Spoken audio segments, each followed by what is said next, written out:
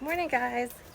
So I'm headed to the coop this morning because I'm going to start a new process. My husband and I have done quite a bit of research and we have decided on how we want to do this process. We are going to ferment our feed for the first time.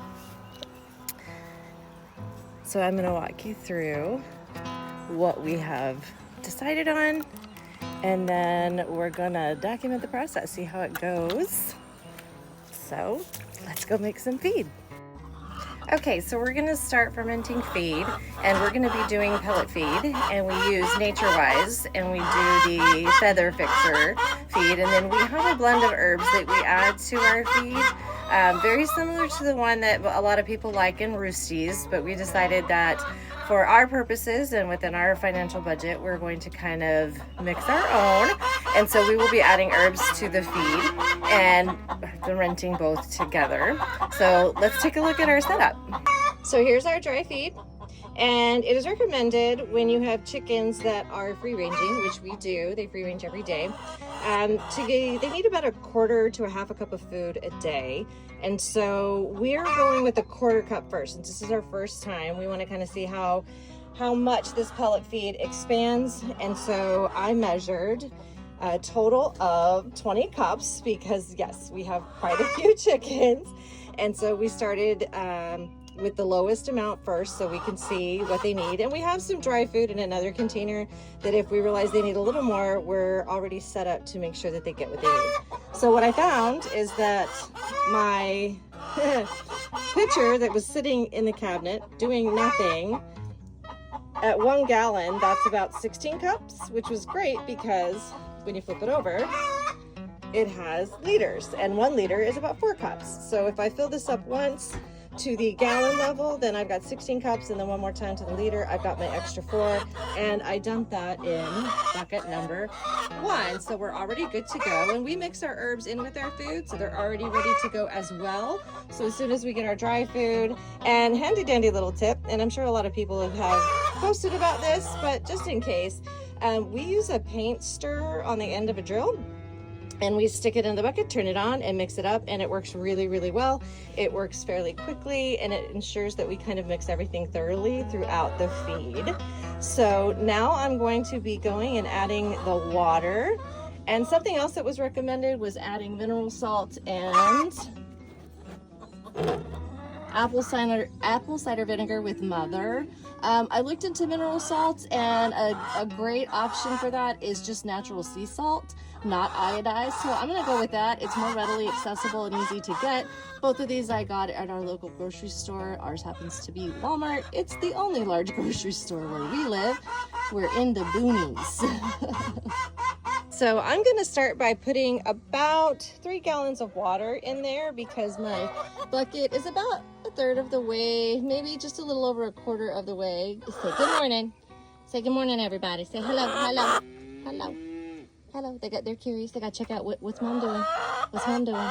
So I'm gonna start with 3 gallons. And another thing I like about having my pitcher is it does have the gallon measurements right there. So this should be very easy to ensure that I get the right measurements for this process. Okay, it's time to add our salt. I've got 3 gallons of water in our buckets, and I'm gonna add apple cider vinegar with Mother as well. And the suggested use for this and the purpose of this is to reduce mold. So adding salt and apple cider vinegar to your fermenting process will reduce the amount of mold, if not completely stop it. There's a little maintenance you gotta do with that by scooping out the stuff that floats to the top, which I don't think we'll have with the pellet food, but if you're using a grain style food or a mix of grains and you're going to ferment that, then you're going to want to scoop the stuff that floats up to the top. We don't want that. So I like that being in Florida, being in our humid weather, mold is definitely something we need to consider.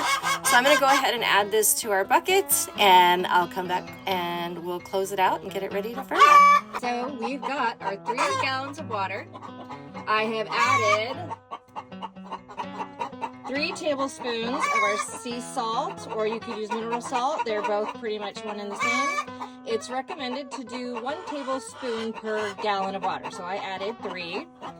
And then I added 2 tablespoons of apple cider vinegar with mother. Again, I got this at our grocery store because it's readily accessible.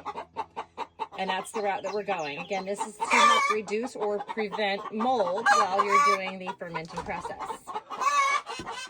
So now it's time to seal up the bucket. And you can tell that our chickens have quite a bit to say.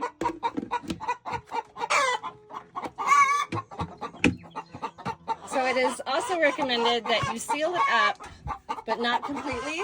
You want to leave a little bit open in the anywhere on one side so that the gas can escape. So that's what I'm doing. I've got this back side open a little bit. I got that all closed up. And I've labeled it bucket number 1.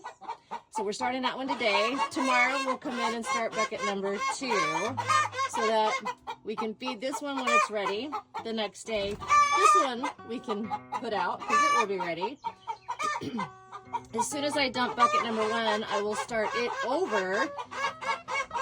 I will do the same for bucket number 2. And on the 3rd day, they get our kitchen scraps, as well as some dry feed. We'll have that out as well. Again, our chickens are foraging every day.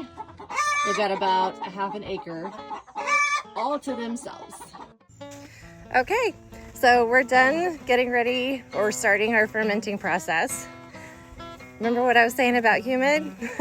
My glasses are completely fogged over, as is my front lawn. As you can see behind me, I got fog going on. Yeah, gotta love Florida. She can't make up her mind. So we've started bucket number 1. Tomorrow we'll go back and start bucket number 2. And while I'm setting up bucket number 2, I'll talk a little bit about why we chose to start fermenting and all of the benefits that come along with it for not only the health of your chickens, but your pocketbook too. Have a good day.